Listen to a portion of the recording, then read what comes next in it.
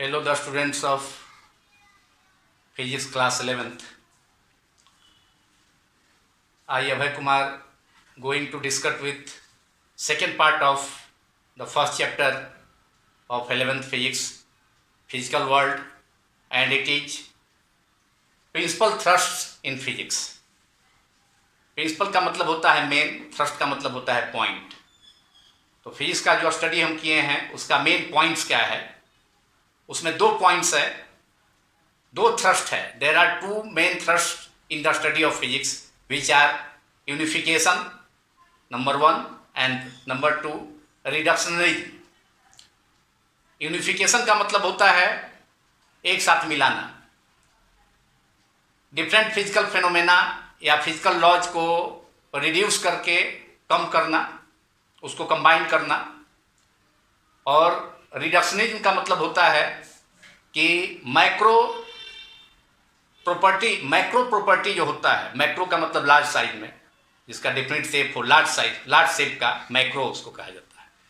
तो macro size का जो फेनोमेना है, मैक्रोस्कोपिक जो फेनोमेना है, उसका स्टडी माइक्रोस्कोपिक फेनोमेना के हेल्प से उसको एक्सप्लेन करना.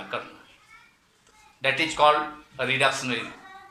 Reductionism is the heart of the physics. So there are two basic thrusts of physics. You can write it. There are two basic or principal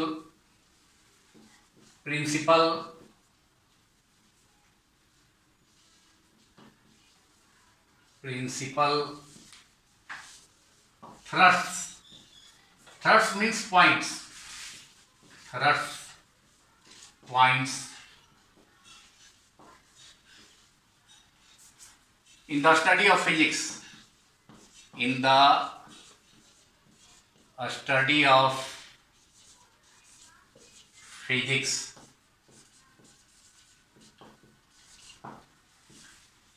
physics के study का दो main points है, principal थ्रस्ट्स है. First हो गया unification, जिसमें कि physical laws को या लॉज ऑफ नेचर को या डिफरेंट नेचुरल फिनोमेना को कंबाइन करके उसको कम करना, उसको रिड्यूस करना.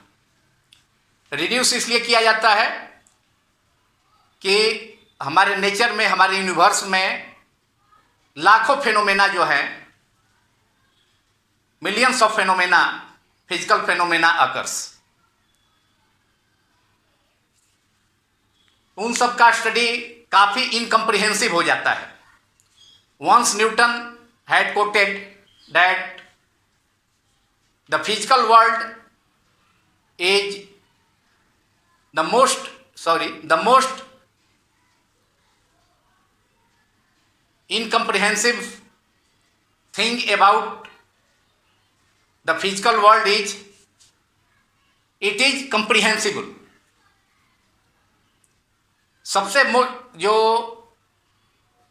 इनकम्प्रिहेंसिव का मतलब है जो स्पष्ट ना हो सके, जिसको क्लियर नहीं किया जा सके.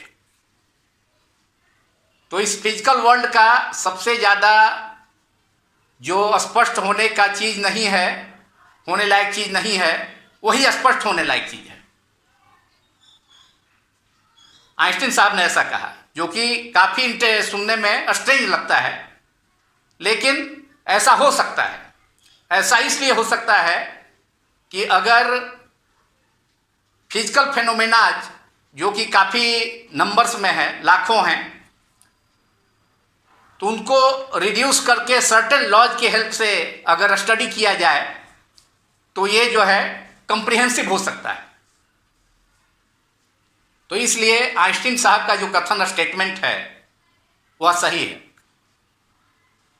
कि फिजिकल वर्ल्ड का सबसे अनिश्चित चीज या जिसे समझा नहीं जा सके वह यह है कि इसे समझा जा सकता है, इस कंप्रिहेंसिबल है. तो अगर नेचुरल फेनोमेनाज को कंबाइन कर दिया जाए, यूनिफाइड कर दिया जाए, तो सर्टेन फिजिकल लॉज के हेल्प से हम फिजिकल फेनोमेनाज का एक लार्ज जो वैरायटी है, बहुत व्यापक जो वैरायटी है, उसको कम करके उसको हम आसानी से स्टडी कर सकते हैं, उसको कंप्रिहेंसिबल बना सकते हैं। तो उसके लिए नेचुरल फेनोमेना को एक साथ यूनिफाइड करके जो नेचर लॉज ऑफ नेचर है उसको रिड्यूस किया गया है। Laws of nature are reduced by unifications of different varieties of physical phenomena. So this is called unification. First point is unification. First of physics is unification. Unification.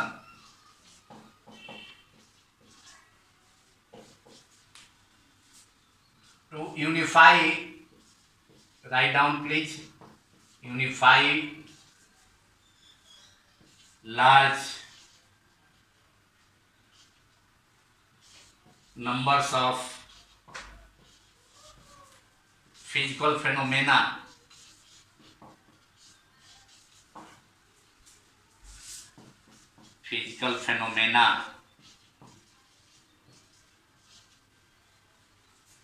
or laws of physics or laws of nature. Laws of physics can also be called laws of nature because the meaning of physics is nature. Last class में मैंने बतलाया था physics के बारे में, जब define किया था कि फिजिक्स जो है ग्रीक वर्ड से आया है, फ्यूसिस से, जिसका अर्थ होता है नेचर। तो लॉज ऑफ फिजिक्स का है या लॉज ऑफ नेचर का है, सेम चीज है। Laws of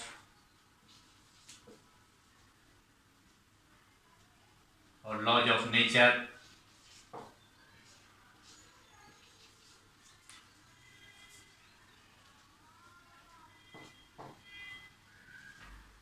into resulted to reduced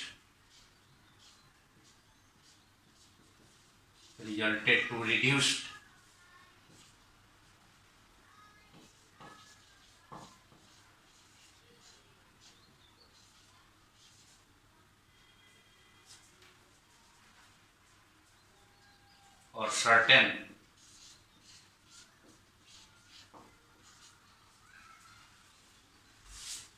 laws of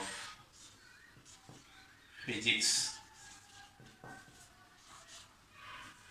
is called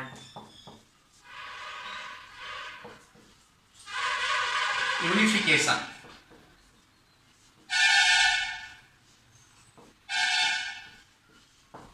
और ऐसा करने से फिजिकल वर्ल्ड जो है, जो एक तरह से अनिश्चित है, जिसको समझा नहीं जा सकता है, इनकम्प्रिहेंसिव है, वह कम्प्रिहेंसिव हो सकता है। बाय डूइंग सो ऐसा करने से the physical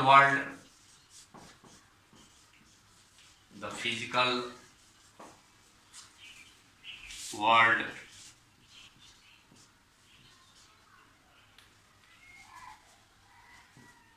and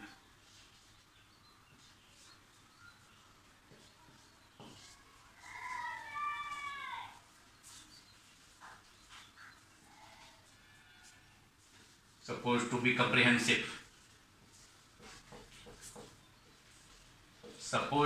comprehensive. Comprehensive means जिसको समझा जा सके। comprehensive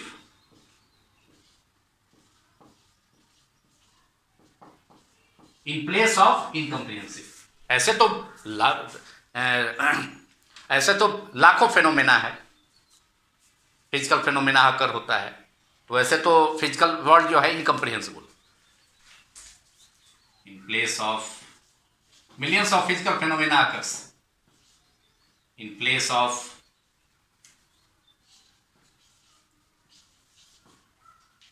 incomprehensive।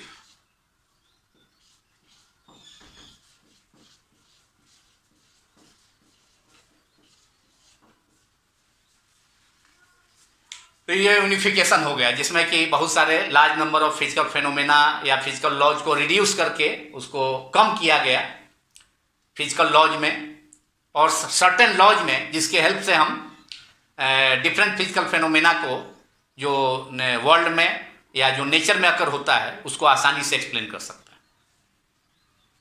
अब जैसे एग्जाम्पल दें कि न्यूटन ने यूनिफाई किया, एग्जाम्पल में देखें कि न्यूटन ने फॉलिंग ऑफ ए फ्रूट और apple under the action of gravity, और motion revolution of the moon around the earth, और revolution of different planets around the sun. तो इन सब डिफरेंट फेनोमेना है, दीज आर डिफरेंट फेनोमेना। पेड़ से save का गिरना, चंद्रमा का पृथ्वी के चारों तरफ परिक्रमा करना, रिवॉल्यूशन करना, या डिफरेंट प्लैनेट्स का सन के अबाउट रिवॉल्यूशन करना, तो these are different phenomenas. But Newton had unified these different phenomena by a single universal law, which is called Newton's law of gravitation, which was done by Newton. अलग अलग phenomena है, लेकिन Newton ने इन तीनों घटना जिसका हमने मेंशन किया उसको एक लॉ से जो है उसको एक्सप्लेन किया जा सकता है। तो ये यूनिफिकेशन हो गया। डिफरेंट फिजिकल फेनोमेना था, उसको न्यूटन साहब ने यूनिफाई किया। उसी ढंग से ऑर्स्टेड का सेकेंड एग्जाम्पल हम देख सकते हैं। ऑर्स्टेड के एक्सपेरिमेंट में, ऑर्स्टेड इफेक्ट में, ऑर्स्टेड ने यह बतलाया एक्सपेरिमेंट में कि ये current carrying conductor produces magnetic field around it. किसी कंडक्टर से या वायर से, चालक से जब विद्युत धारा प्रवाहित होती है तो उसके चारों तरफ चुंबकीय क्षेत्र उत्पन्न हो जाता है। और फैराडे ने विद्युत चुंबकीय प्रेरण, इलेक्ट्रोमैग्नेटिक इंडक्शन के एक्सपेरिमेंट से यह बतलाया कि जब किसी कॉइल के नज़दीक, जब तार का बहुत सारा कॉइल है, एक बंद लूप है, घेरा तार को बहुत सारा नंबर ऑफ टर्न्स करके, या एक वायर को उंड करके एक लूप बना दें, तो उससे उसके नज़दीक एक मैग्नेट को लाया जाए, मैग्नेट के नॉर्थ पोल या साउथ पोल को, तो उस वायर में, उस कॉइल में, उस लूप में जो वायर का है बना हुआ, उसमें करंट प्रोड्यूस हो जाता है, जिस करंट को इंड्यूस करंट कहते हैं।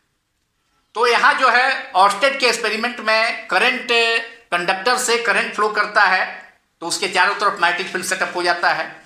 और इसमें सेकेंड ऑर्स्टेड फैराडे एक्सपेरिमेंट में मोशन होता है, due to motion of a bar magnet towards और away from a close loop, close coil, produces और induces electric current inside the loop, inside the coil और इनसाइड द लूप। तो यहाँ magnetic effect के कारण, motion of the magnet के कारण current produce हुआ। और ऑर्स्टेड के एक्सपेरिमेंट में करंट फ्लो कराने, कंडक्टर से करंट फ्लो कराने के कारण उसके चारों तरफ मैग्नेटिक फील्ड सेटअप हो गया। तो इससे स्पष्ट है कि इलेक्ट्रिकल और मैग्नेटिक जो फेनोमेना है, विद्युतीय और चुंबकीय जो घटनाएं हैं, एक दूसरे से रिलेटेड है, ये बतला रहा है ऑर्स्टेड का एक्सपेरिमेंट और फैराडे का experiment. That means it is clear that both electric and magnetic phenomena are interrelated to each other, which are the result of Oersted and Faraday's experiment. Maxwell ने electric, magnetic और optical, electromagnetic radiation, electromagnetic waves को unified किया। इन तीनों को unified कर दिया, किसमें? इलेक्ट्रिसिटी को, मैग्नेटिज्म को और इलेक्ट्रोमैग्नेटिक वेव्स को, जो कि ऑप्टिक्स में है, लाइट में का एक पार्ट है। Light is one of the part of electromagnetic radiation. Out of 7 electromagnetic radiation, we will discuss it in class 12 in a chapter which is named as electromagnetic waves. तो वहाँ पढ़ेंगे 12 में, लेकिन यहाँ केवल ये देखने के लिए, ये बताते हुए कि मैक्सवेल ने इलेक्ट्रिक फेनोमेना, इलेक्ट्रिसिटी को मतलब मैग्नेटिज्म को, और लाइट का जो पार्ट है इलेक्ट्रोमैग्नेटिक वेव्स को एक साथ कंबाइन कर दिया और उसका नाम रखा इलेक्ट्रोडायनेमिक्स।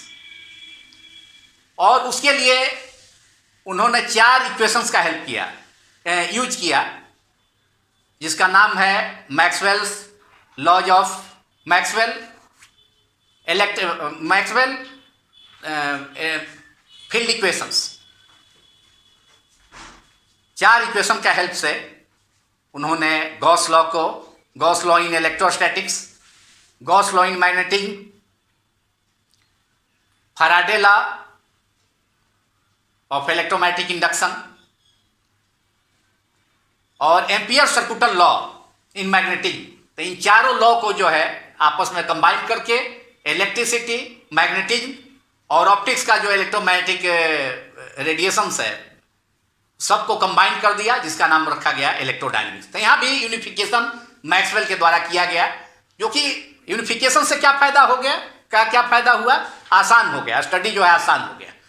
अब अलग अलग करके तीनों का अलग अलग बहुत सारे लॉज है, और सभी लॉ को केवल 4 इक्वेशन के हेल्प से काफ़ी उसको छोटा रूप दे दिया, जिससे काफ़ी स्टडी करने में सुविधा हो गई।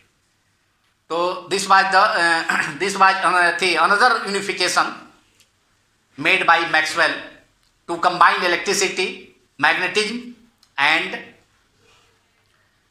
optics और electromagnetic waves। तो ये पहला टॉपिक हो गया यूनिफिकेशन। फर्स्ट हो गया फिजिक्स का, वह यूनिफिकेशन है, जिसके बारे में हमने देखा कि there are so many physical phenomenas, millions of physical phenomena occurs in nature, और उसको स्टडी करने में काफ़ी कठिनाई होगी, काफ़ी जो है इनकम्प्रिहेंसिव हो जाएगा उसको स्पष्ट रूप से समझना। तो उसको यूनिफाइड करके जो है कम्प्रिहेंसिव बनाया जा सकता है सर्टेन लॉज के हेल्प से। तो ये हो गया। एग्जाम्पल भी हमने दिया, example made by example you can write down in short. Newton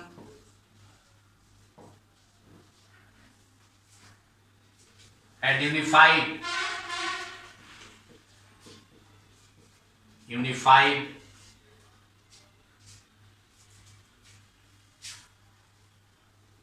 the different physical phenomena, the different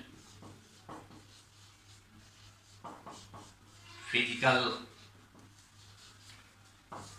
phenomena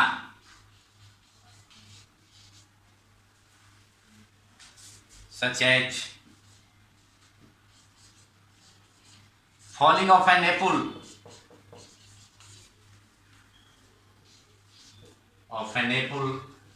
that is a fruit, the revolution of moon, the revolution of the moon around the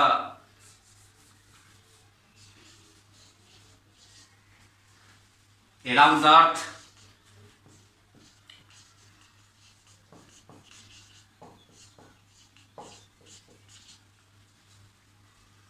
and the revolution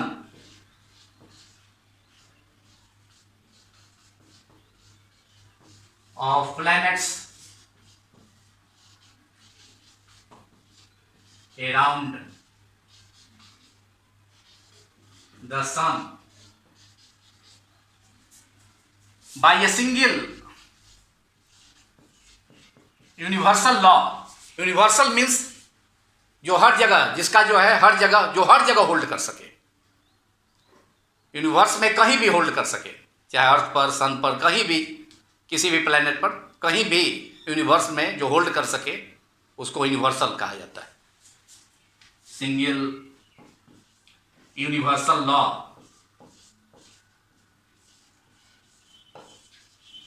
which is called Newton's law of gravitation. इसको किसका क्या कहेंगे? Newton का गुरुत्वाकर्षण नियम, हिंदी में अगर कहें तो Newton's law of gravitation.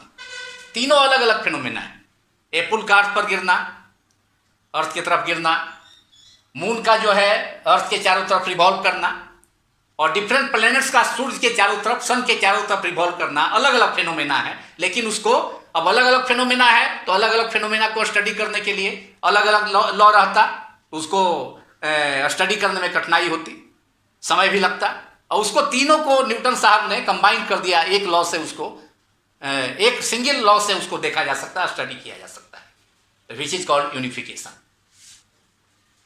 Universal law,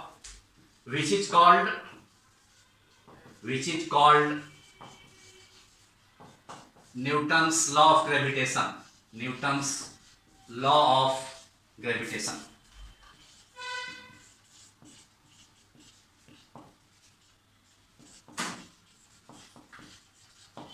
This is the first and second example में हमने कहा यूनिफिकेशन का दिया, बतलाया है कि मैक्सवेल ने इलेक्ट्रिसिटी मतलब ऑर्स्टेड के एक्सपेरिमेंट को, फैराडे के एक्सपेरिमेंट को और इलेक्ट्रोमैग्नेटिक वेव्स को एक साथ अपने 4 इक्वेशन की हेल्प से यूनिफाइड कर दिया, उसका नाम रखा इलेक्ट्रोडायनेमिक्स। तो उसको भी आप लिखिए, इसको हम मिटाते हैं। मैक्सवेल, जेम्स क्लार्क मैक्सवेल ने बतलाया था कि लाइट का नेचर जो है ट्रांसवर्स होता है, light is an electromagnetic radiation, सबसे मैक्सवेल ने बतलाया था, और इसका नेचर जो लाइट का होता है नेचर, वह ट्रांसवर्स नेचर होता है। इलेक्ट्रोमैग्नेटिक रेडिएशन में 7 रेडिएशंस हैं,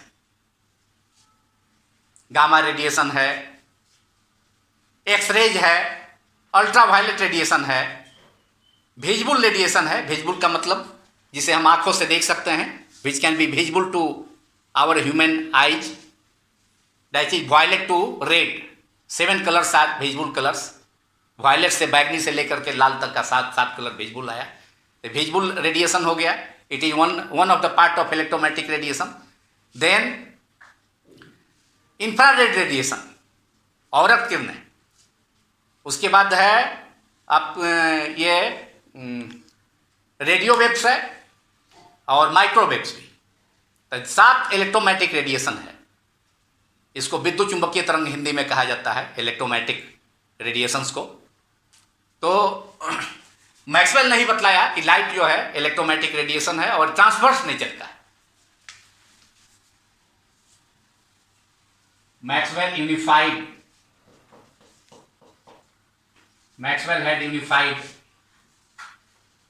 had unified Orsted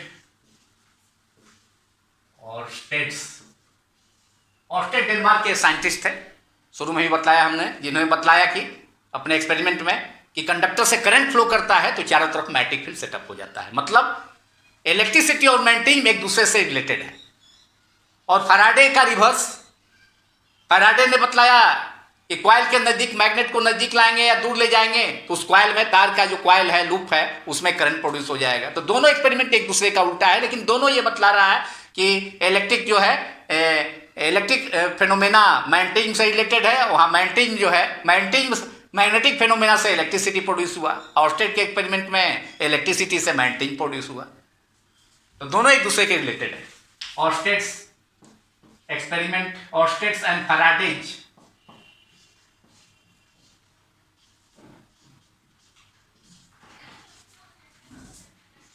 experiments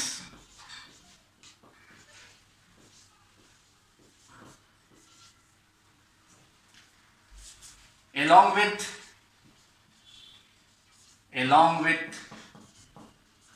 electromagnetic radiation, electromagnetic waves, विद्युत चुंबकीय तरंगें जिसको हिंदी में कहा जाता है, electromagnetic waves, by his four famous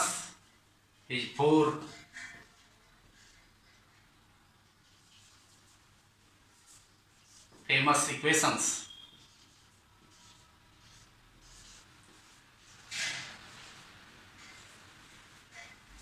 called electromagnetic field equations।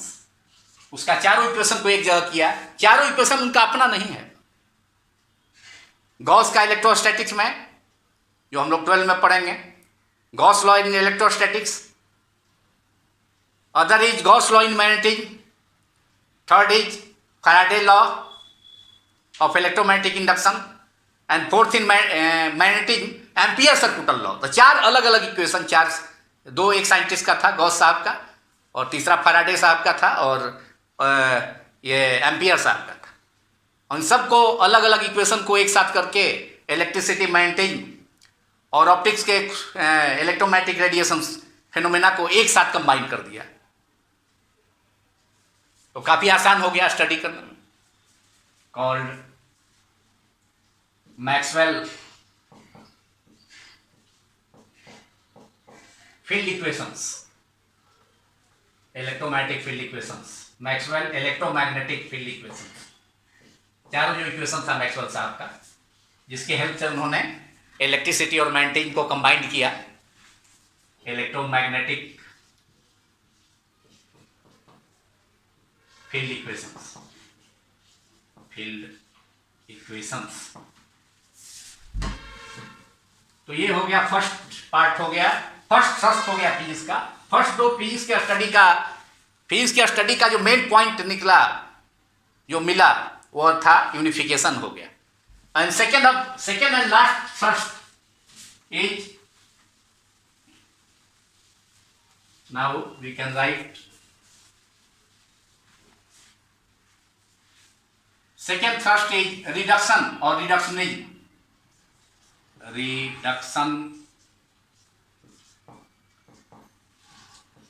और रिडक्शनिज्म।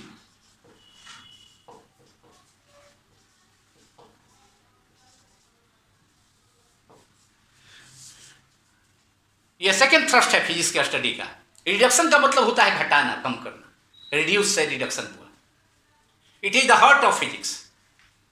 और यह है कि जो माइक्रो रिडक्शनिज्म क्या है कि माइक्रो नेचर जो है, या माइक्रो नेचर ऑफ सिस्टम है, माइक्रोस्कोपिक सिस्टम को एक्सप्लेन करना with the help of microscopic one.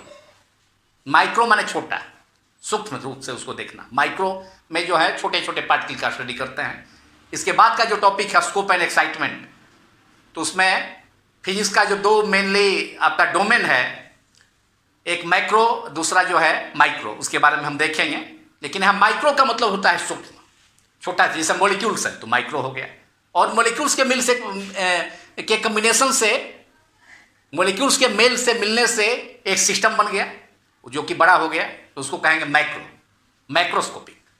तो इसमें जो है रिडक्शनिज्म क्या है, ये फिजिक्स का दूसरा मेन जो है पॉइंट है, जिसमें कि हम माइक्रोस्कोपिक सिस्टम और माइक्रोस्कोपिक लॉज को, माइक्रोस्कोपिक लॉज और माइक्रोस्कोपिक का मतलब छोटे छोटे पार्ट्स के द्वारा, छोटे छोटे उसके मॉलिक्यूल्स के द्वारा उस फेनोमेना को एक्सप्लेन कर सकते हैं।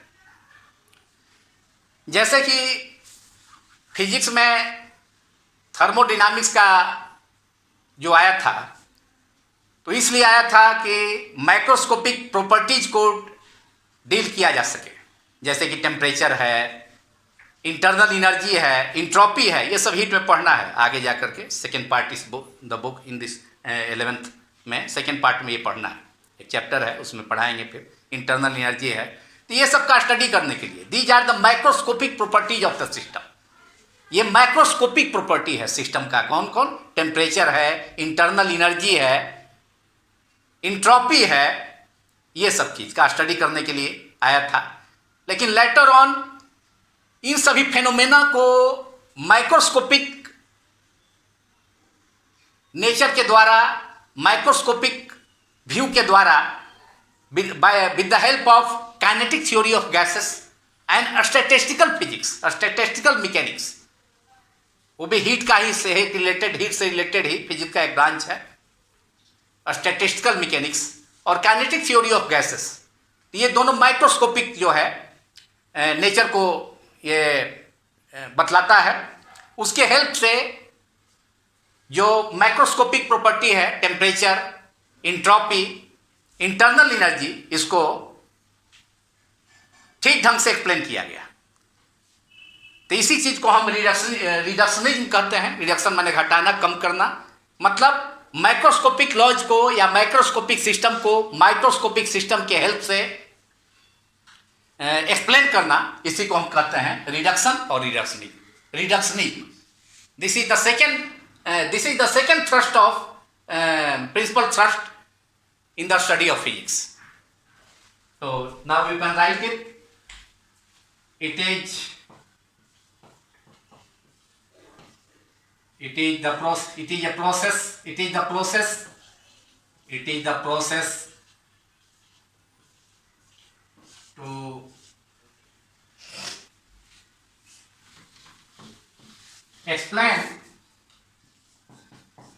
explain माइक्रोस्कोपिक, माइक्रो माने बड़ा, एक सिस्टम हो गया जो मॉलिक्यूल से बना, मॉलिक्यूल्स हो गया माइक्रो, माइक्रोस्कोपिक, और उससे मिलके उसके कॉम्बिनेशन से सिस्टम बन गया, that is macro, microscopic. To explain microscopic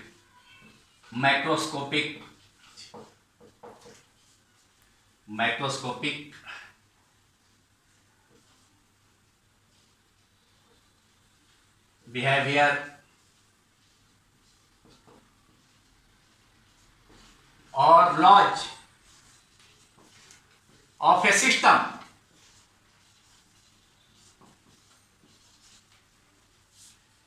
with the help of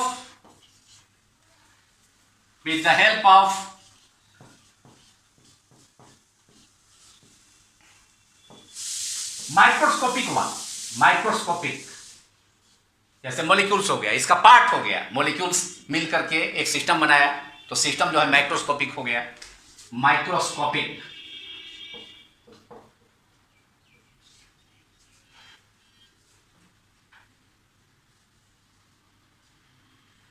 behaviour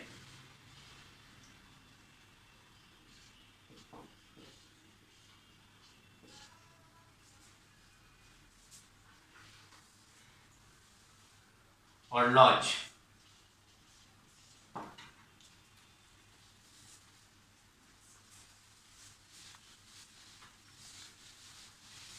और एग्जाम्पल हमने बतलाया, उसको भी आप लिख लीजिए।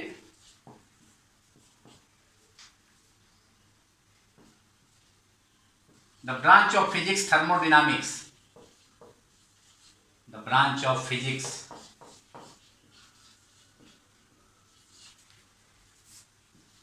थर्मोडायनामिक्स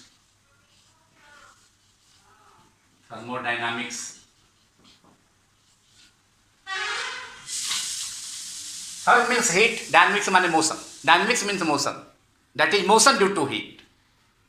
तो थर्मोडायनामिक्स में हम हीट का, टेम्परेचर का, इंटरनल एनर्जी का स्टडी करेंगे। इसके बाद वाले टॉपिक में भी हम देखेंगे scope and excitement of physics में भी। यहाँ फिजिक्स वाज डेवलप्ड इसलिए विकसित हुआ, thermodynamics developed to study the macroscopic means large, बड़ा, macroscopic behavior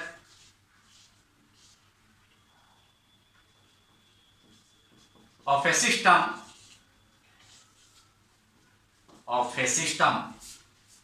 write down please, such as, पहले भी हमने बतलाया, टेम्परेचर माइक्रोस्कोपिक बिहेवियर है, प्रॉपर्टी है, temperature,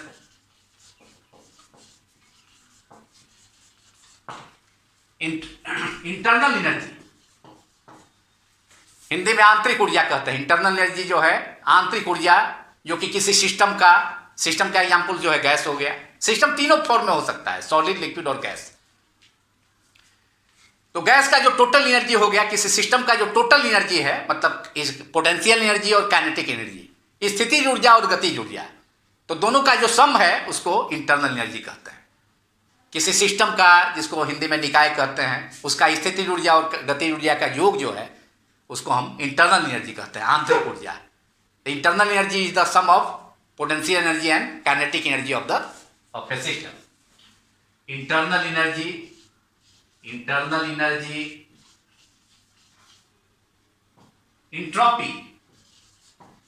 entropy is also a physical quantity, which is the ratio of amount of heat to the temperature of the system. Amount of heat given to the system to its temperature, that is Q upon T. Q is the amount of heat given to a system or absorbed by a system, and capital T is the temperature.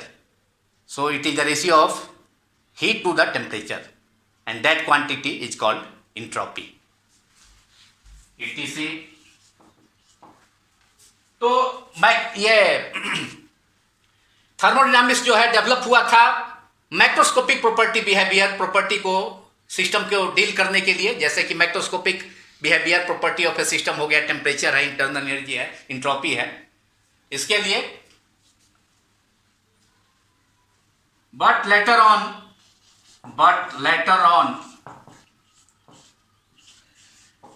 these macroscopic properties, macroscopic behavior or properties,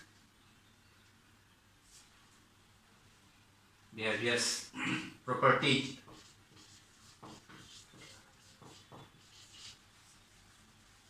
of a system where well explained, ठीक ढंग से explain किया गया, where well explained by using kinetic theory of gas molecules, kinetic theory of gas molecules. तो molecules जो है यहाँ micro हो गया, microscopic, microscopic.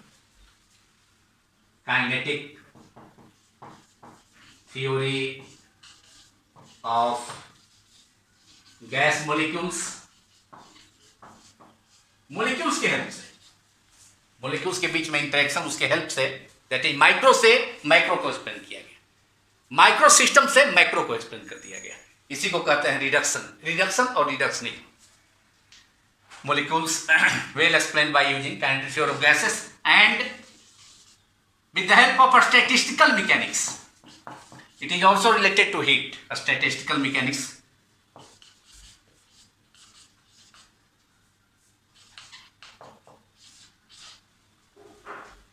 That is microscopic